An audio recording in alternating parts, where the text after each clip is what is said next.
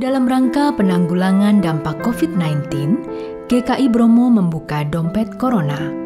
Dana yang terkumpul dari dompet donasi tersebut selanjutnya akan digunakan untuk membeli alat-alat kesehatan bagi rumah sakit yang memerlukan dan untuk membantu masyarakat miskin yang terdampak.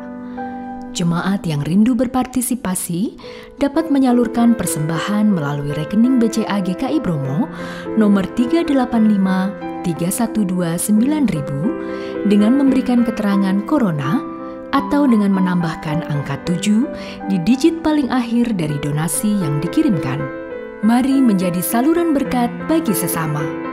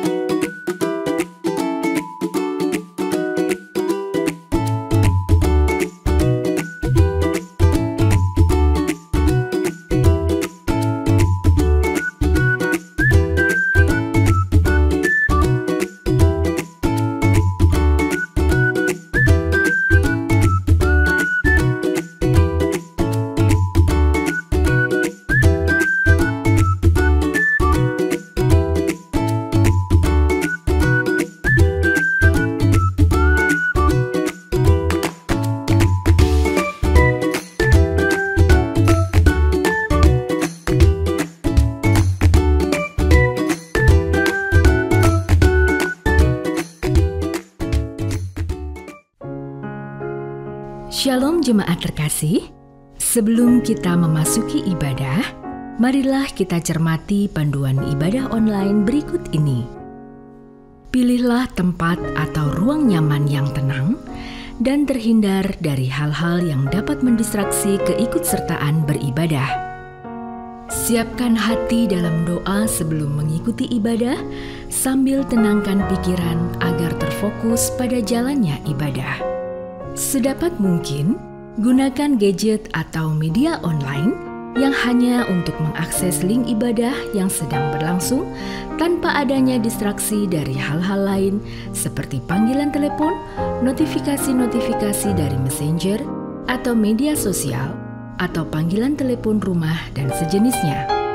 Mengikuti ibadah dengan mengakses tepat waktu, karena setiap bagian liturgi dari ibadah itu penting dan merupakan kesatuan ibadah yang utuh. Selama ibadah berlangsung, jagalah ketenangan dan ketertiban.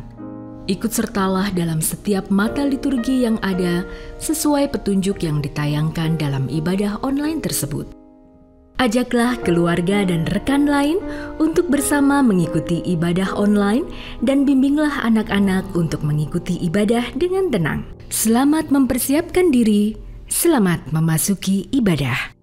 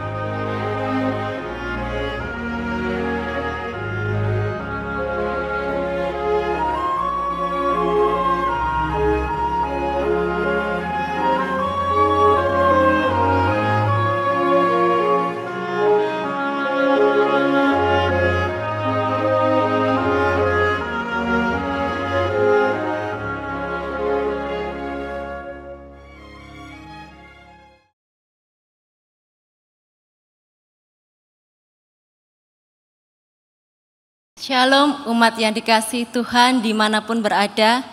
Puji nama Tuhan jika pada minggu ini kita masih bisa beribadah bersama-sama secara online. Kita percaya bahwa kasih Tuhanlah yang mempersatukan kita saat ini.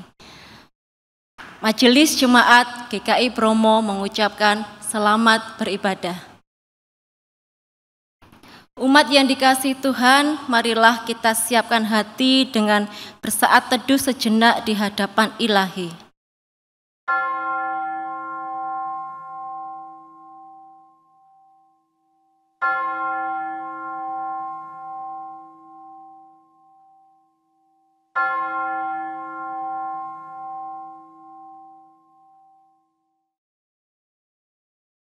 Jemaat diundang untuk bangkit berdiri. Ya Allah, Sang Sumber hidup dan pengharapan kami datang menyambut panggilan-Mu. Ya Kristus Sang Penuntun, arahkan langkah kami mengikuti jalan-Mu, agar kepadamu kami senantiasa berpaut dan berharap. Marilah kita naikkan pujian bagi kemuliaan, keagungan dan kebesaran nama-Nya.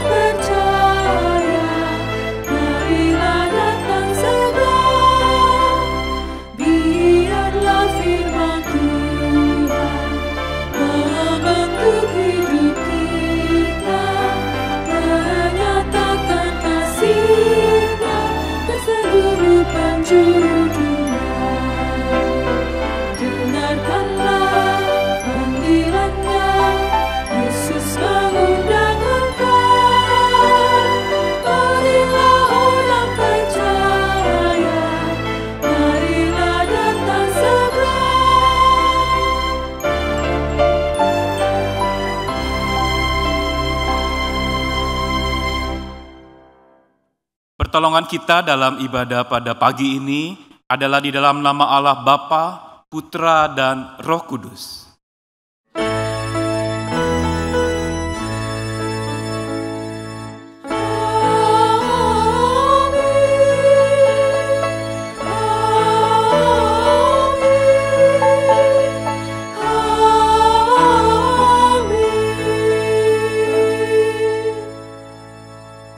Kasih setia dan damai sejahtera dari Allah Bapa kita dan dari Tuhan Yesus Kristus menyertai saudara sekalian. Dan menyertai saudara juga. Saudara, apa kabar? Senang sekali kita bisa bertemu lagi dalam ibadah hari ini. Dan pada saat ini, ketika kita menghadapi banyak kesulitan dan pergumulan yang berat, yang membuat kita seperti tidak sanggup menghadapinya, ada satu hal dari mata iman yang perlu kita miliki. Sesuai dengan tema kita hari ini, berani hidup dan hidup berani. Yang ingin mengajak kita untuk meneguhkan iman percaya kita agar terus bersandar dan berpengharapan kepada Tuhan. Di saat kesulitan dan pergumulan itu datang melanda hidup kita. Sehingga kita punya kekuatan untuk terus bisa bertahan, berjuang menghadapi kesulitan hidup di tengah-tengah pandemi ini. Karena itu pengharapan di dalam Tuhan yang dikatakan dalam firman Tuhan adalah sau yang kuat untuk tidak putus harapan, tidak tawar hati, tidak diatur oleh ketakutan, dan untuk tidak ditenggelamkan oleh penderitaan. seperti tertulis di dalam firman Tuhan di Ibrani pasal 6 ayat 19. Pengharapan itu adalah sauh yang kuat dan aman bagi jiwa kita.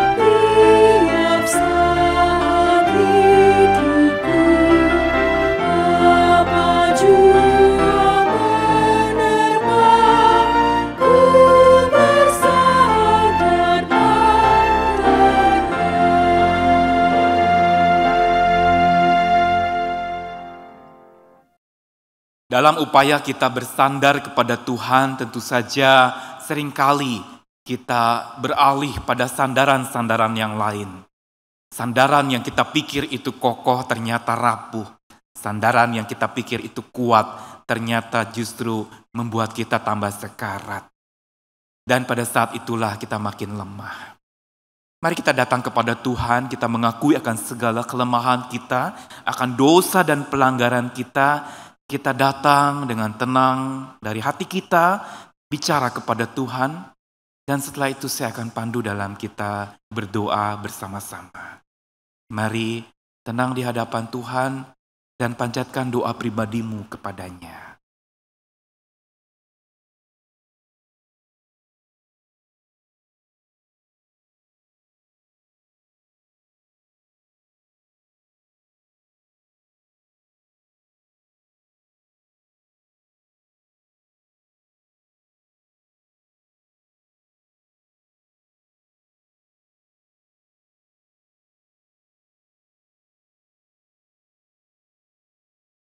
Ya Tuhan, mudah bagi kami untuk mengatakan ingin bersandar kepadamu pengharapan hidup kami. Tapi pada kenyataannya kami lebih suka dan seringkali mencari sandaran-sandaran yang lain. Yang kami pikir itu andalan hidup kami. Yang kami pikir itu sumber bahagia kami. Yang kami pikir itu dapat menopang kehidupan kami selama-lamanya. Padahal hanya sementara, fana, dan tidak abadi. Tuhan, saat ini kami mengaku salah kami di hadapan-Mu. Kami cari sandaran lain. Kami cari sandaran itu yang bisa berupa keakuan kami, keegoisan kami, perasaan kami, bahkan apa yang dikatakan orang lain kepada kami. Atau sandaran itu Tuhan bisa pula berupa harta yang kami banggakan. Atau keinginan-keinginan yang kami puja-puja. Atau mimpi yang kami idolakan. Tuhan, saat ini kami mau kembali lagi kepada sandaran-Mu yang memberikan keteduhan dan kenyamanan kekal itu.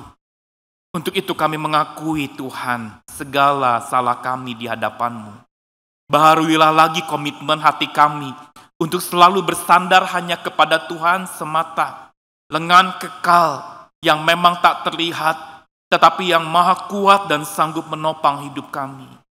Ampuni kami ya Tuhan, dan baharui tekad kami untuk selalu hidup di hadapan Allah Bapa yang Maha Tinggi, memuji, menyembah, dan bersyukur kepadamu ya Tuhan, karena Engkaulah yang Maha Besar, mulia namamu, dan kuasamu kekal selamanya. Kami berserah di dalam nama Tuhan kami Yesus Kristus, Juru Selamat dan Penebus kami yang hidup. Amin.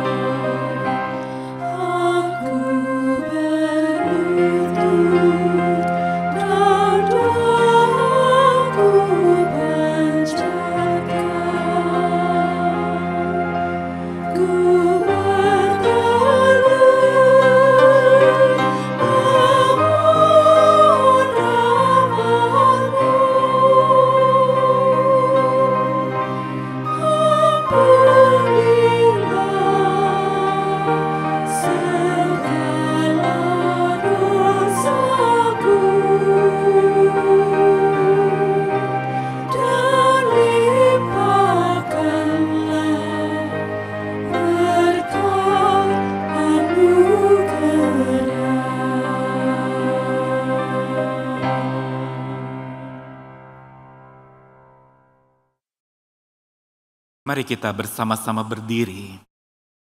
Umat Tuhan, bagi setiap kita yang dengan sungguh-sungguh mengaku dosa di hadapan Tuhan dan bertobat, dengarkanlah berita anugerah pengampunan seperti yang tertulis dalam 1 Yohanes 1 ayat 9. Jika kita mengaku dosa kita, maka Ia adalah setia dan adil, sehingga Ia akan mengampuni segala dosa kita dan menyucikan kita dari segala kejahatan. Demikianlah berita anugerah dari Allah. Syukur atas anugerah Allah. Salam damai bagi kita sekalian.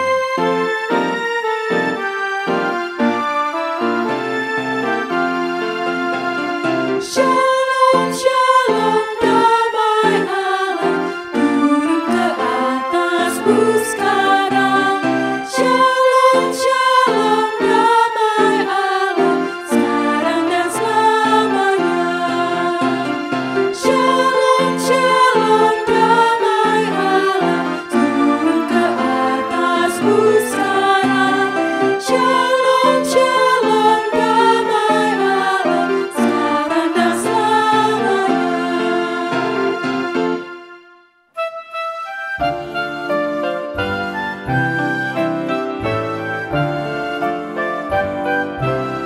Yang Maha Kasih yaitu Allah, Allah pengasih pun bagiku. Aku selamatlah oleh kasih-Nya kepadaku.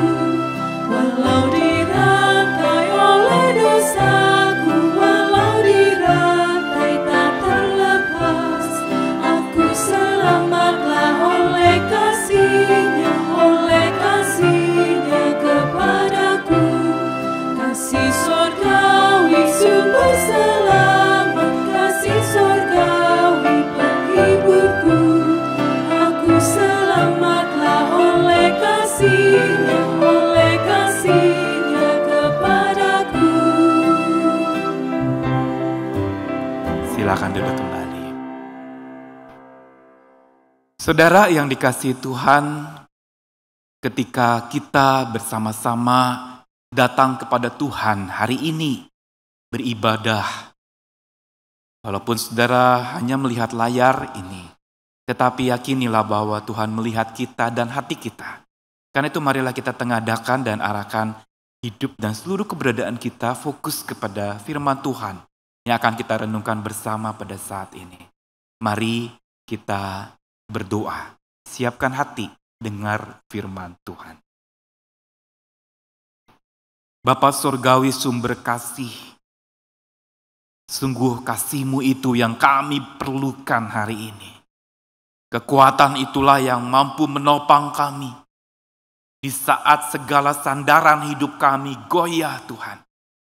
Kami mau belajar berserah kepada Tuhan. Karena sandaran-Mu kokoh benar dan kuat menopang hidup kami. Firman-Mu Tuhan, hari ini biar makin meyakinkan kami lagi akan betapa kami perlu bersandar lagi kepada Tuhan. Agar kami boleh berani menghadapi tantangan hidup yang ada di depan kami.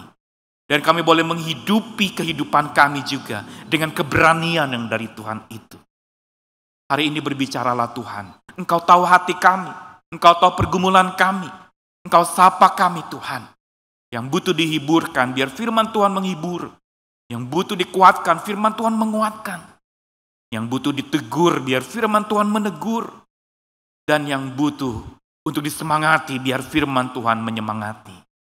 Roh yang kudus, yang tercurah di hari Pentakosta pertama itu, biar sungguh itu juga tercurah dan memenuhi hati kami, agar kami mampu mengerti firman Tuhan yang diberitakan.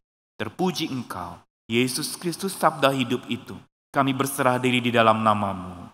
Amin. Saudara, bacaan Alkitab kita pada hari ini diambil dari kitab Habakuk, pasal yang ketiga, ayat 16 sampai 19. Mari yang ada di rumah kita akan bersama-sama membaca, baik dari Alkitab saudara atau dari Alkitab aplikasi yang ada di gadget saudara. Mari kita menyimaknya. Habakuk 3 ayat 16 sampai 19. Ketika aku mendengarnya, gemetarlah hatiku.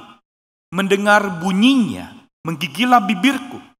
Tulang-tulangku seakan-akan kemasukan sengau. Dan aku gemetar di tempat aku berdiri. Namun dengan tenang akan kunantikan hari kesusahan yang akan mendatangi bangsa yang bergerombolan menyerang kami. Sekalipun pohon ara tidak berbunga, pohon anggur tidak berbuah, hasil pohon zaitun mengecewakan. Sekalipun ladang-ladang tidak menghasilkan bahan makanan, kambing domba terhalau dari kurungan, dan tidak ada lembu sapi dalam kandang. Namun aku akan bersorak-sorak di dalam Tuhan. Beria-ria di dalam Allah yang menyelamatkan aku. Allah Tuhanku itu kekuatanku. Ia membuat kakiku seperti kaki rusa. Ia membiarkan aku berjejak di bukit-bukitku. Demikianlah firman Tuhan. Yang berbahagia adalah mereka yang bukan saja membaca firman Tuhan ini, tapi yang hidup di dalamnya serta setia melakukannya. Haleluya.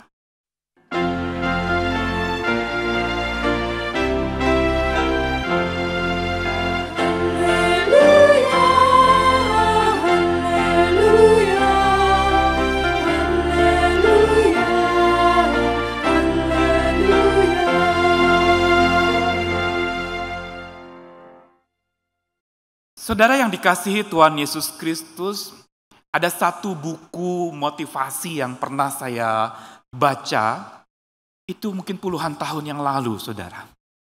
Judul buku itu, dan ini sempat menjadi bestseller internasional, Who Moved My Cheese?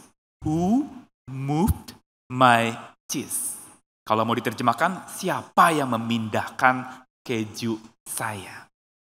Saudara, ini buku kecil, mini ukurannya, hanya beberapa halaman saja, tetapi isinya padat, memotivasi banyak orang waktu itu dalam menghadapi perubahan, saudara. Dikisahkan tentang ada 4 tokoh dalam cerita di buku itu. 4 tokoh ini adalah 2 tikus dan 2 kurcaci. Empat-empatnya kecil-kecil, saudara. Dua tikus ini, yang satu bernama Sniff, yang satu bernama Scary. Sniff dan Scary. Dan kurcaci itu, yang satu bernama Ham, yang satu bernama How. Dan keempat makhluk ini, mereka berjalan di labirin, lorong, sesat, kita sering sebut itu. Dan lalu mereka berjalan bersama-sama sampai di satu tempat, mereka menemukan satu stasiun atau satu tempat perhentian yang disebut stasiun C. Atau stasiun dari singkatan C itu adalah cheese. Sebuah stasiun yang isinya banyak kejunya, saudara. Dan orang datang ke situ, keempat makhluk ini, wah menikmati ini dunia saya, ini mimpi saya. Sudah tercapai saya dapatkan semua yang saya inginkan. Wah mereka menikmati semua keju yang ada begitu banyak berlimpah. Mereka benar-benar ibarat dapat durian runtuh, senangnya luar biasa saudara-saudara. Tetapi pada saat itu setelah usai mereka makan dalam beberapa hari menikmati apa yang mereka idam-idamkan itu. Malam mereka tertidur dan ketika keesokan paginya bangun tidur. Mereka mendapati semua keju yang ada di sana hilang, saudara. Tidak ada satu potong pun keju tersisa. Nah, keempat makhluk ini, keempat sosok ini memberi reaksi yang berbeda-beda, saudara-saudara. Empat reaksi ini menunjukkan reaksi kita terhadap satu perubahan. Saudara Sniff, tikus yang pertama ini adalah mempunyai karakter dia mudah mengendus perubahan. Dia tahu betul bahwa ketika dia makan keju itu, dia tahu bahwa keju ini gak akan lama. Ini akan hilang. Dan betul saja besok bangun pagi hilang keju itu. Sniff, si pengendus perubahan. Lalu tokoh yang kedua, tikus juga yaitu Scary. Dia adalah tikus yang gesit dan cepat sekali. Namanya sesuai, Scary, hurry. Yang selalu cepat sekali bergerak, bertindak ketika sesuatu terjadi. Dia langsung sesegera mungkin cari langkah dan bekerja. Langsung berjuang. Pergi mencari lagi stasiun keju yang lain. Mencari lagi mimpinya yang sudah padam, langsung segera pergi tanpa menunggu. Sniff dan Scary buru-buru ketika mendapati apa yang mereka dambakan itu hilang, segera mereka pergi meninggalkan tempat itu, cari lagi tempat lain yang mereka pikir akan berikan kepada mereka apa yang mereka mimpikan. Tapi bagaimana dengan dua sosok kurcaci yang tinggal di situ? Ada Ham, ada How. Ham ini adalah sosok kurcaci yang justru dia tidak bisa terima perubahan itu. Dan mulai mengadakan penelaahan, meneliti, ini siapa yang mencuri keju saya? Makanya judul buku itu, Who Moved My Cheese? Siapa yang pindahin keju saya? Siapa yang geser mimpi saya? Siapa yang hilangkan segala apa yang saya sudah dapatkan itu sebagai berkat hidup saya? Dan saat itu Ham hanya menggerutu, mulai secara detektif, seperti detektif dia mulai mencari penyebabnya. Pencurinya siapa? Jangan-jangan itu Sniff and Scary, nggak ada di sini. Jangan-jangan mereka yang mencuri dan mulai berprasangka. Dan tokoh terakhir yaitu How. Ini juga kurcaci. Sama dia juga mempertanyakan, tetapi ketika dia mulai mau pergi meninggalkan, dia mulai menyusun strategi dulu, duduk dulu, merencanakan ini itu, berapat dulu, dan menata ini itu. Baru lalu akhirnya dia mulai pikir, saya baru mau pergi, saya baru mau berubah, bila itu menguntungkan saya. Mulai pikir untung ruginya. Nah saudara-saudara, kisah ini kenapa begitu inspiratif buat saya? Karena 4 tokoh ini mewakili 4 reaksi orang terhadap perubahan. Yaitu yang satu mudah mengendus perubahan, yang satu mudah sesegera mungkin ketika menghadapi sebuah perubahan. Dia segera mengambil langkah untuk mengikuti dan menikmati perubahan itu. Sedangkan yang 2 itu adalah sosok yang tidak bisa terima perubahan, menolak segala sesuatu yang baru. Sorry, ini bertentangan dengan tradisi. Sorry, ini tidak sesuai dengan apa yang saya mimpikan. Kenapa harus hilang? Gak bisa begini. Dan dia protes setengah mati. Atau ini tokoh yang terakhir yang justru memikirkan untung rugi dari hidup dan baru mau berubah kalau menguntungkan.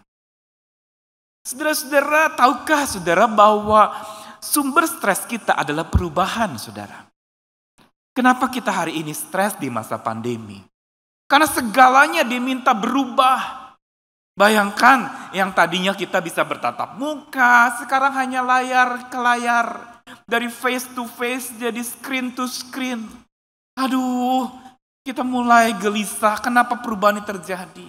Tadinya kita serba tidak terbatas, mau kemana aja segalanya mudah, sekarang dibatasi. Stres pun muncul.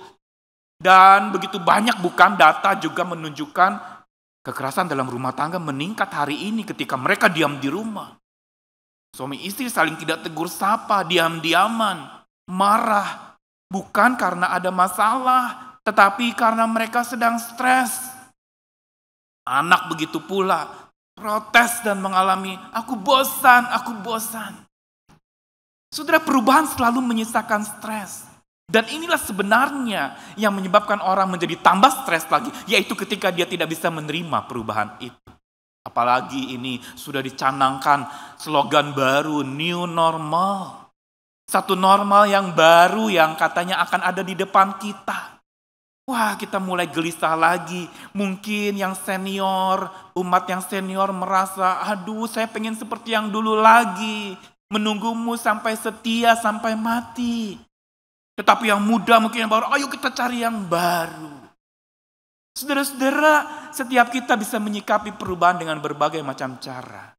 Kita akan berhadapan dengan new normal. Tetapi saudara, yang dibutuhkan sebenarnya bukan sekedar new rule, aturan yang baru. Tapi kita butuh new horizon. Sebuah cakrawala baru di dalam memandang kehidupan. Nah saudara, hari ini dari kisah Habakuk, dari tulisan-tulisannya, kita akan belajar tentang bagaimana Habakuk itu yang sering disebut orang sebagai nabi yang bingung karena awal mula tulisannya atau kitabnya diawali dengan sebuah kebingungan. Mempertanyakan Tuhan.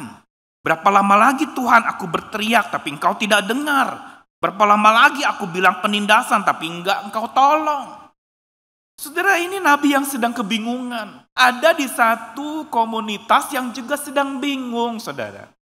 Bingung kenapa?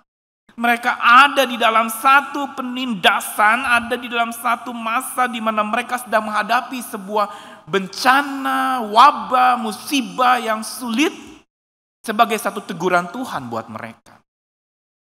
Jadi kita lihat bagaimana Habakuk ini justru datang dan menuliskan apa yang ada dalam benaknya. Ini yang kita pelajari dari Habakuk ini dengan tema kita berani hidup dan hidup berani. Saudara, Habakuk memiliki sebuah keberanian sehingga doanya yang agung yang sering dibacakan tadi ketika pohon ara tidak berbunga, ketika hasil pohon zaitun mengecewakan, aku tetap bersorak dan beria-ria di dalam Tuhan. Itu adalah satu ungkapan hasil dari pergumulannya. Dari bingung menjadi berani. Dari tidak mengerti menjadi justru dia yang paling mengerti pergumulan orang pada waktu itu. Karena dia berjalan bersama dengan Tuhan. Nah saudara-saudara, apa sebenarnya yang kita mau lihat dari kisah Habakuk ini? Tentang keberaniannya. Bersumber dari manakah keberanian Habakuk dalam menghadapi hidup? Saudara, kalau kita lihat memang di dalam kisah Habakuk ini, yang pertama-tama kalau kita baca 3 pasal Habakuk ini, mulai dari pasal 1, 2, dan 3 yang tadi kita baca di bagian akhirnya itu, saudara, Habakuk punya satu keberanian yang luar biasa yang saya percaya juga dikaruniakan oleh Tuhan. Yaitu dia berani menghadap Tuhan apa adanya. Ini yang luar biasa. Berani menghadap Tuhan apa adanya. Ini Habakuk. Kenapa saya katakan apa adanya? Dia bicara belak-belakan. Dia bicara soal berapa lama lagi, dia bicara soal kenapa engkau diam saja Tuhan, kenapa engkau tidak tolong. Sampai berapa lama, sama seperti kita hari ini juga bertanya kan, berapa lama sih kita harus seperti ini berjarak berjauhan. Dan banyak prediksi-prediksi yang kita dengarkan, dan lalu mengatakan, wah bisa lama ini, bisa bertahun-tahun sampai akhir tahun. Wow, saudara kita mungkin akan menjadi protes. Saudara, tetapi Habakuk, dia punya keberanian menghadap Tuhannya. Apa adanya. Ini dia kunci keberanian Habakuk. Berani menghadap Tuhan. Apa adanya. Hari ini orang menghadap Tuhan bukan apa adanya, tapi ada apa-apanya. Ada apa-apanya apa? Ada maunya baru datang sama Tuhan. Aduh, saya kepingin banyak berkat, baru datang cari Tuhan.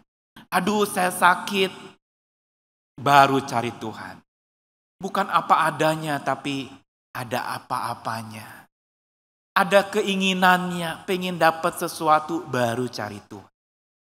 Saudara, Habakuk datang. Apa adanya dia bicara, dan bahkan ungkapan Habakuk ini berbeda dengan protokol yang berlaku waktu itu orang dalam berdoa berbicara kepada Tuhan.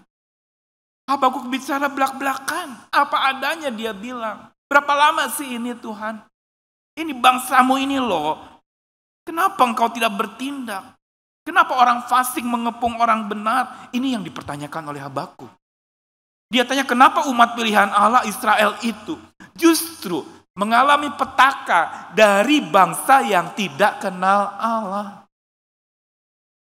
Disinilah Habakuk mempertanyakan. Habakuk terus datang menghadap Tuhannya. Dan inilah kunci keberaniannya, saudara. Orang yang menghadap Tuhan apa adanya akan sanggup menghadapi tantangan hidup yang ada di depannya dengan berani. Saudara, inilah kekuatan Habakuk. Dia berani menghadap Tuhan apa adanya.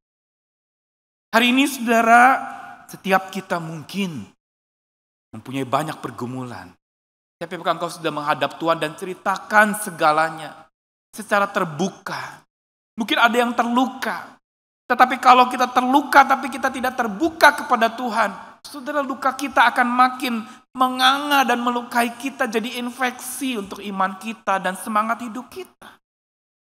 Saudara, hari ini kita mau lihat bagaimana Habakuk ini diberikan keberanian oleh Tuhan. Dalam kebingungannya dia berseru kepada Tuhan, dia menghadap Tuhannya apa adanya. Hanya ingin minta jawaban sesungguhnya. Dan saudara, apakah Tuhan menjawab alasan kenapa Tuhan menghukum umat pilihannya melalui bangsa lain? Tidak, Tuhan tidak jawab seperti yang Habakuk mau pula. Tuhan hanya menjawab dalam pasal 2 itu dikatakan bahwa sesungguhnya orang yang membusungkan dada tidak lurus hatinya, tapi orang yang benar itu akan hidup oleh percayanya. Tuhan gak jawab alasan kenapa dia menyatakan hukuman ini buat umat kekasihnya, umat kesayangannya. Tetapi dia hanya memberikan satu statement yang tegas sekali. Orang benar akan hidup oleh percayanya. Ini sebenarnya yang menjadi kunci keberanian kita, saudara-saudara. Nah, dari kisah Habakuk ini dan dari statement doanya yang menunjukkan kepada kita sebuah penyemangatan, sebuah komitmen yang luar biasa. Kita temukan apa, saudara? Mari kita mencoba mengamati dari bacaan kita tadi. Ketika aku mendengarnya, gemetarlah hatiku. Mendengar bunyinya menggigillah bibirku. Tulang-tulangku seakan kemasukan sengal. Aku gemetar di tempat aku berdiri. Namun dengan tenang akan kunantikan hari kesusahan. Saudara, lihat statement ini. Dia mula-mula bingung melihat kesusahan. Tapi dia tutup di dalam doanya Habakuk dengan mengatakan, dengan tenang akan kunantikan hari kesusahan. Wow, ada apa ini dengan Habakuk?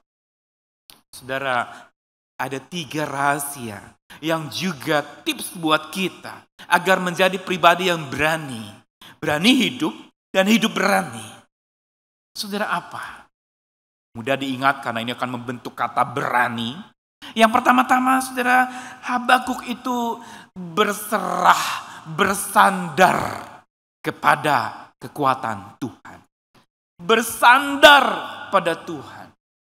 Saudara, ungkapan dia dengan mengatakan bahwa dengan tenang akan kunantikan kesusahan.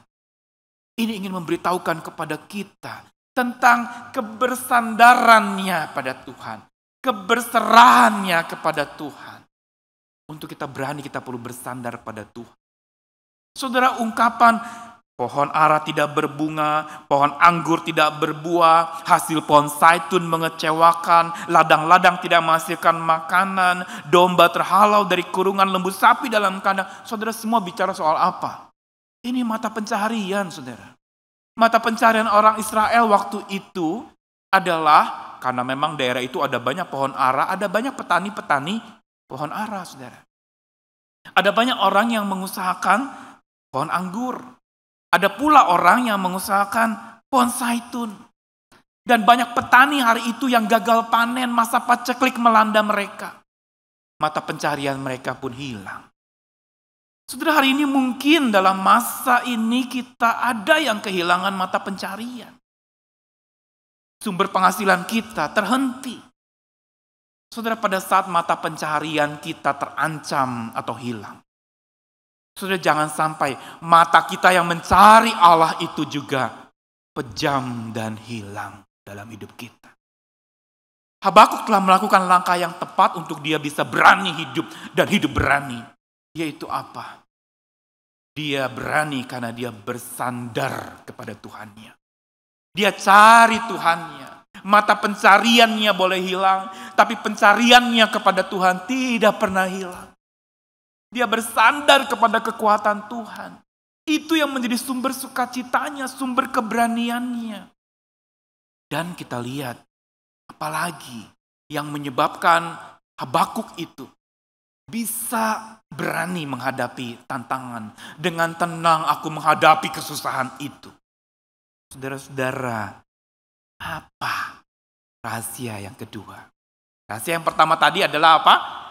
Coba sebutkan di rumah sama-sama, bersandar pada Tuhan. Ya, ayo 1, 2, 3, bersandar pada Tuhan.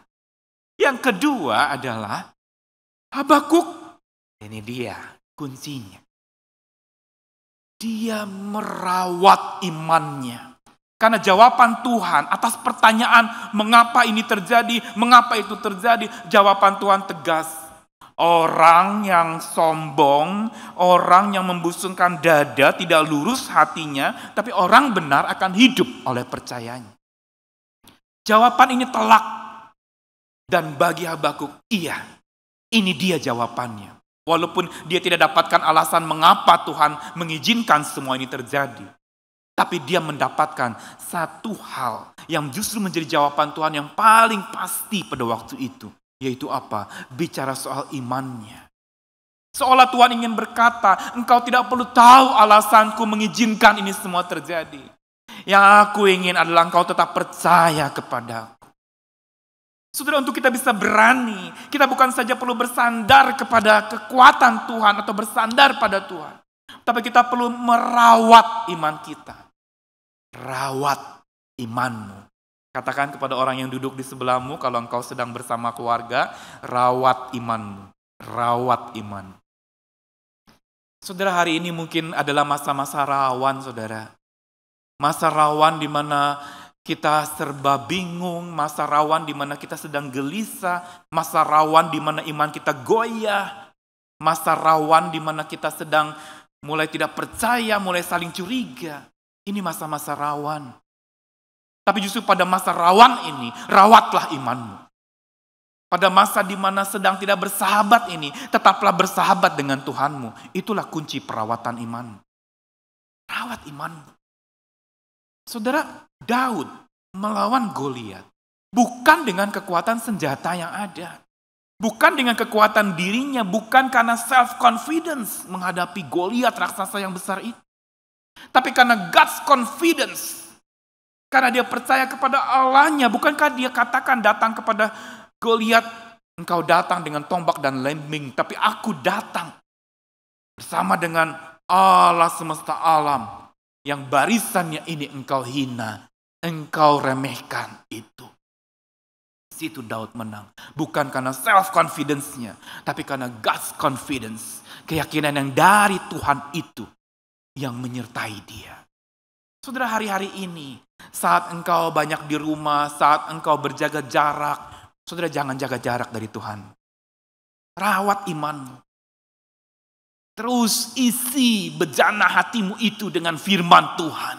Penuhi itu dengan air hidup yang menyegarkan. Perawatan iman ini yang saat ini justru paling tepat untuk kita lakukan. Merawat iman berarti menumbuhkannya. Merawat berarti saudara kalau merawat tanaman, saudara menyirami, memupuki, memberi makanan supaya dia bisa tumbuh. Atau engkau merawat orang yang sakit, engkau menemani. Atau merawat satu hubungan, engkau juga memupuk hubungan itu. Saudara, hari ini rawatlah imanmu. Di tengah-tengah kondisi hari ini. Di tengah-tengah kondisi rawan. Rawatlah iman. Saudara, yang ketiga. Ayo katakan dulu kepada rekan yang ada di kanan kiri sekali lagi. Rawatlah imanmu. Rawat iman. Yang terakhir saudara-saudara. Apa yang bikin Habakuk berani hidup dan hidup dengan berani. Bahkan menantang kesusahan dengan mengatakan, dengan tenang aku menantikan kesusahan itu. Saudara, rahasia yang ketiga dari Habakuk adalah apa? Dia niat melakukan firman Tuhan. Dia niat melakukan firman Tuhan. Saudara, perhatikan bagaimana sebagai nabi Habakuk ini mendengarkan perkataan Tuhan dan kemudian dia sampaikan lagi kepada orang lain. Tapi bukan sekedar menyampaikannya, dia melakukannya. Dan inilah yang dipersonifikasikan dalam simbol seperti kaki rusa. Dalam ayat yang ke-19. Allah Tuhanku itu kekuatanku, ia membuat kakiku seperti kaki rusa. Saudara, kenapa kaki rusa? Kenapa bukan kaki binatang lain, sapi kah, atau kambing, atau domba? Kenapa kaki rusa? Saudara, kaki rusa adalah simbol seorang yang kreatif, saudara. Kaki rusa adalah, saudara, kaki rusa terkenal sangat cepat. Jadi rusa itu terkenal pelari cepat. Ketika ada musuh datang, menghadang dia, menyerang dia, dia akan lari dengan sangat cepat. Dan yang unik adalah cara larinya, saudara, ada beberapa rusa, dan umumnya rusa ini, dia lari jarang, larinya itu hanya lurus-lurus saja. Tapi dia berlari siksak, saudara, sehingga musuh makin sulit untuk bisa menghabisi dia. Musuh paling sulit mengejar rusa. Karena apa? Ketika ada dia dengar musuh datang, dia lari dengan cepat dan dengan cara siksak. Ini cara kreatif, out of the box. Kalau binatang lain lari biasanya hanya lurus saja, ini dia lari dengan cepat dan siksak yang menyebabkan sulit musuh untuk bisa mengejar, menembak dia atau menangkap dia. Kenapa dikatakan seperti kaki rusa? Karena kaki rusa adalah kaki yang gesit. Kaki yang sesegera mungkin kalau kembali kepada kisah Who Moved My Cheese tadi seperti sniff and scurry tadi. Yang cepat ketika melihat perubahan, ayo kita segera bertindak. Ayo kita memang tidak ikut hanyut arus perubahan ini, tapi mari kita mengantisipasinya, mari kita melakukan sesuatu yang baru ini. Saudara, inilah daya juang yang seperti kaki rusa, yang cekatan, yang cermat, yang kreatif, yang gesit tanpa menunggu. Dia segera lari secepat mungkin. Saudara-saudara, kaki rusa adalah satu simbol yang perlu juga kita miliki dalam hidup kita. Kaki rusa, kenapa Habakuk mengatakan Tuhan membuat kakiku seperti kaki rusa? Inilah simbol keberanian yang luar biasa. Yaitu bahwa apa, saudara? Seperti kaki rusa itu. Dia mau punya niat, dan bukan saja niat, tapi dia mau niat untuk melakukan apa yang Tuhan katakan. Cukup statement dari Tuhan yang mengatakan bahwa orang-orang yang sombong itu membusungkan dada. Tetapi orang benar akan hidup oleh percayaan. Dan ini cukup untuk menjadi asupan rohani bagi Habakuk. Sampai dia mengatakan, dia kekuatanku, membuat aku berjejak seperti kaki rusa. Saudara, Habakuk adalah orang yang bukan saja menyuarakan suara Tuhan, tapi melakukannya. Bukan sekedar menyampaikan firman Tuhan, tapi mengerjakannya. Niat melakukan itu sungguh-sungguh dia lakukan. Ini sumber keberaniannya. Saudara, kalau kita lihat tokoh-tokoh iman di Alkitab, ketika mereka berani melangkah dalam iman, semua punya niat melakukan apa yang diperintahkan Tuhan. Abraham gak tahu mau menuju kemana, dia pergi meninggalkan tanah tempat tinggalnya. Musa, Tuhan gerakan dia, sampai dia akhirnya niat meninggalkan tempat penindasan. Dan membawa orang tertindas pula dengan kuasa Tuhan. Kita lihat Daud seperti yang tadi saya ceritakan. Karena dia melakukan apa yang Tuhan minta, maka dia diberi kekuatan, diberi keberanian. Niat melakukan ini yang penting untuk kita bisa bangun dalam hidup kita hari ini. Ini yang bikin kita berani. Ada niat untuk mengerjakan apa yang Tuhan minta kita lakukan. Tanpa menunggu. Dan jangan menunggu, langsung kerjakan, terus berjuang. Seperti kaki rusa yang cekatan, dia terus akan pergi dan berlari dengan pesat, dengan cepat. Kenapa? Karena hidupnya berpusat kepada penciptanya. Saudara, orang yang hidupnya berpusat kepada Tuhan, akan pesat menghadapi pertumbuhannya, akan pesat di dalam makin berbuah dan makin produktif. Dalam masa yang sebenarnya orang sedang mengatakan produksi sedang sepi. Produksi mungkin sedang sepi, saudara. Tetapi produktif tetap harus ada di dalam batin dan jiwa kita. Saudara, Habakuk berani hidup dan hidup berani. Karena dia tahu arah hidupnya. Dia tahu untuk apa dia hidup. Dia tahu siapa yang memimpinnya. Dan dia tahu kemana dia melangkah. Bersandar kepada Tuhan, merawat imannya, dan niat melakukan firman Tuhan. Ingat kata-kata ini. Mudah diingatkan? Berani. B-nya apa, saudara? Sebutkan sama-sama. Bersandar pada Tuhan. Rawat imanmu. Yang kedua, rawat iman. Yang ketiga, niat lakukan firman Tuhan. Saudara, Yesus pernah cerita ada dua orang bangun rumah, satu di atas batu, satu di atas pasir. Yang bangun di atas batu diumpamakan itu seperti orang yang mendengar perkataan Tuhan dan melakukan. Yang bangun di atas pasir mendengar perkataan Tuhan tapi tidak melakukannya. Angin badai datang, maka yang tidak melakukannya itu akan roboh rumahnya. Saudara, begitu juga bangunan iman kita akan roboh kalau kita hanya sekedar mendengar saja tapi tidak berniat melakukan. Keberanian hanya bisa kita alami bila kita bersandar pada Tuhan. Rawat iman, niat melakukan apa yang Tuhan katakan. Segera berjuang. Tuhan selalu akan membuka peluang bagi para pejuang-pejuang iman seperti saudara, seperti kita semua. Tuhan mengasihi kita. Untuk apa kita hidup? Untuk memuliakan nama Tuhan. Salam berani, Tuhan memberkati. Amin.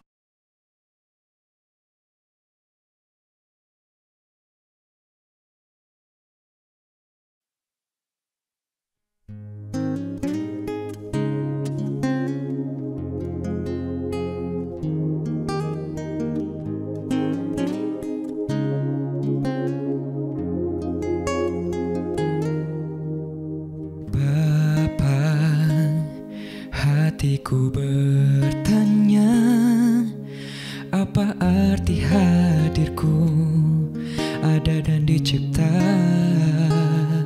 Oh Bapa, diriku mencoba temukan makna kebenaran sejati.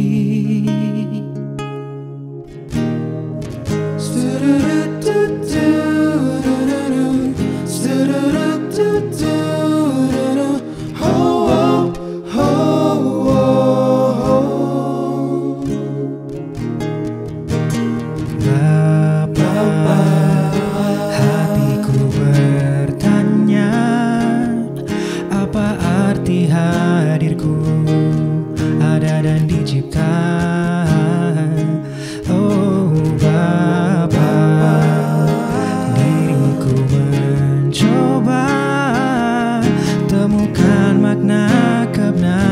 sejati,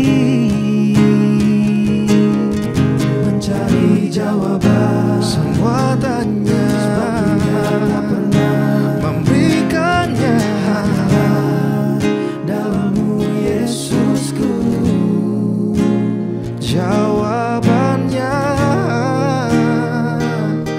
Oh, untuk apa aku hidup kalau bukan untuk muliakan nama-Mu?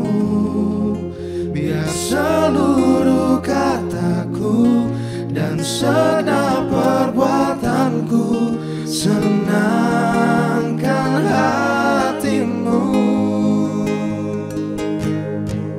Dan bila waktuku telah tiba, saat terakhirku menutup mata, izinkanlah diriku bersama-Mu selalu di dalam surga-Mu. Ku tak mau sia-siakan kesempatan berharga yang Kau beri untukku di hidupku. Untuk apa aku hidup kalau bukan untuk muliakan nama-Mu? Biar seluruh kataku dan segenap perbuatanku senangkan hati-Mu. Dan bila waktuku telah tiba, saat terakhirku menutup mata,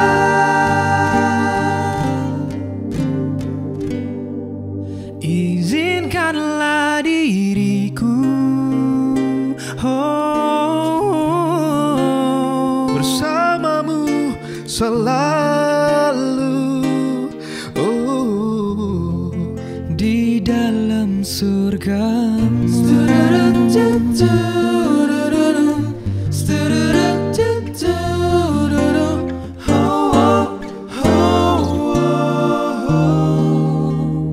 Di dalam surga-Mu.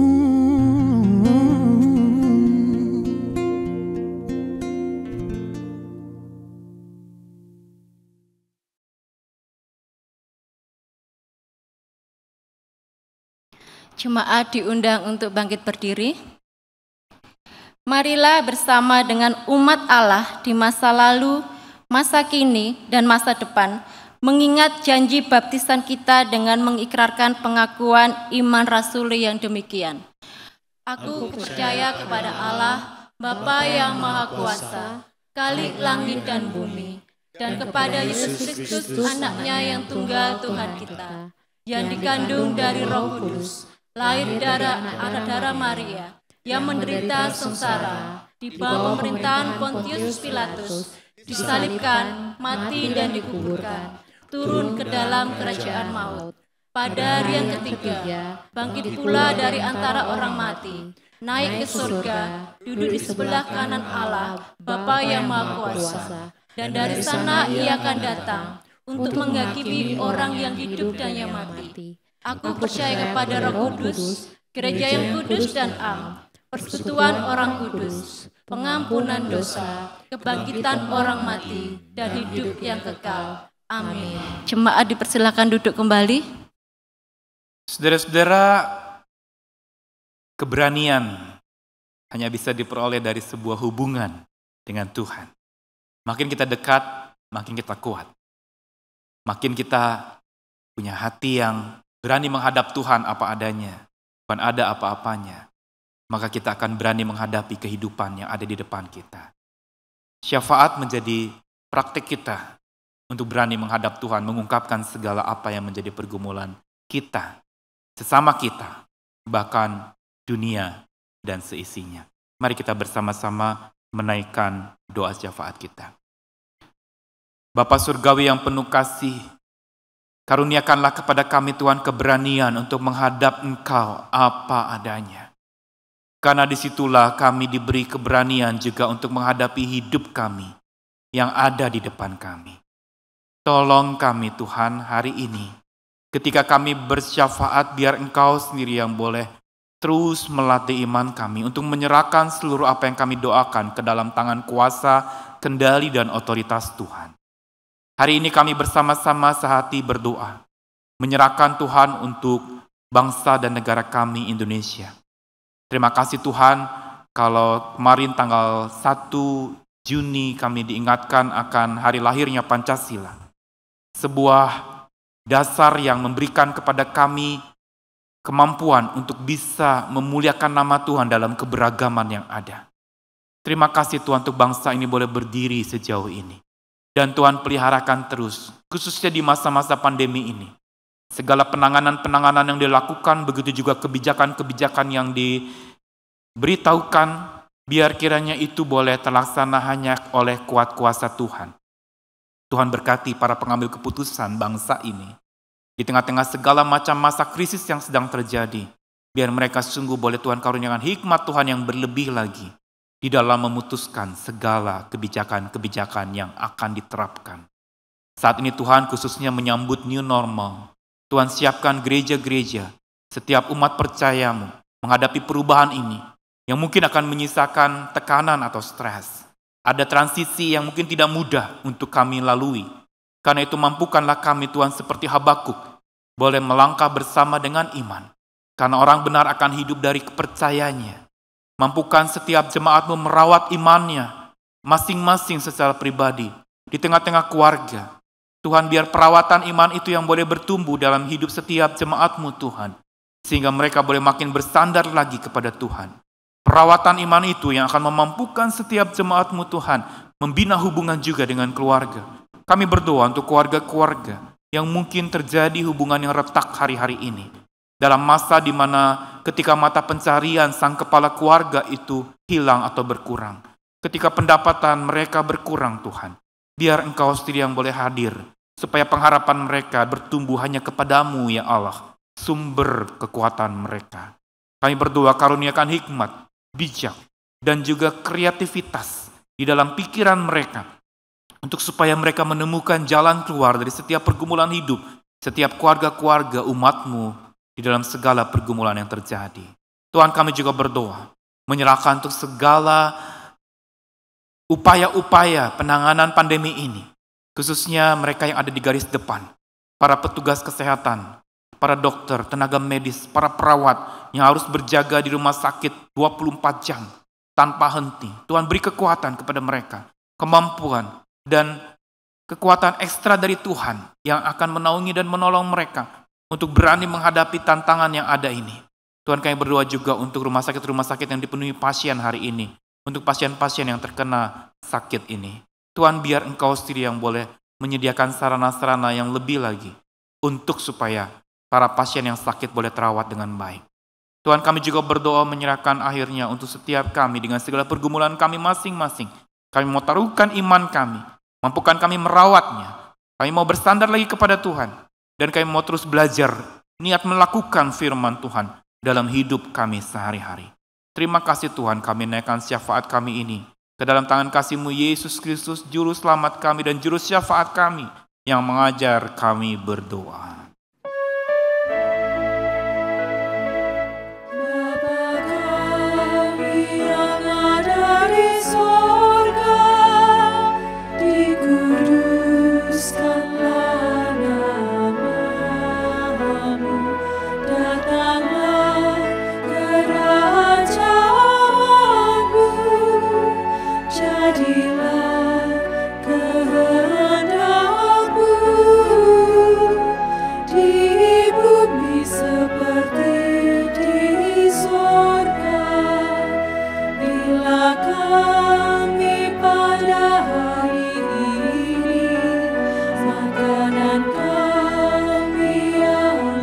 Secukupnya dan ampuni kesalahan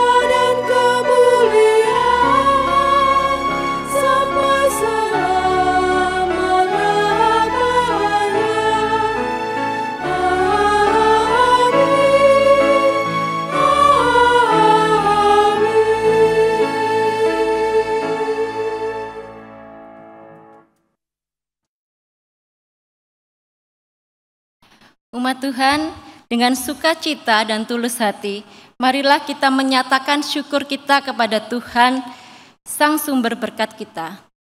Firman Tuhan yang mendasari ungkapan syukur kita diambil dari 1 Tawarik 29 ayat 17a yang demikian. Aku tahu ya Allahku, bahwa Engkau adalah penguji hati dan berkenan kepada keikhlasan. Maka aku pun mempersembahkan semuanya itu dengan sukarela dan tulus ikhlas. Umat dapat memberikan persembahan syukur melalui nomor rekening dan atau QR Code yang tertera di dalam layar.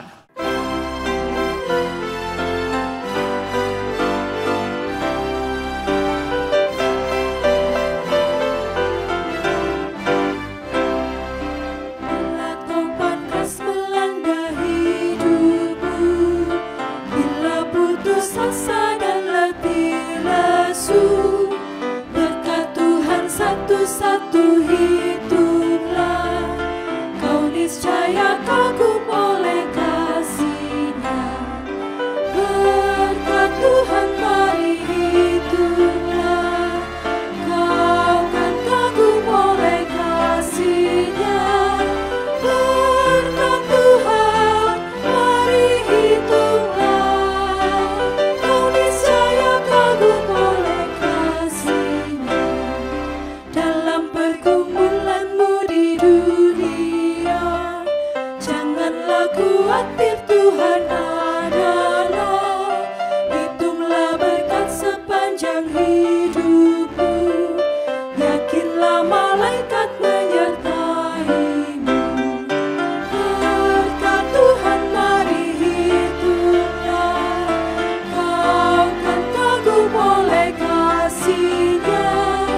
Berkat Tuhan mari hitunglah, kau niscaya kagum oleh kasih-Nya.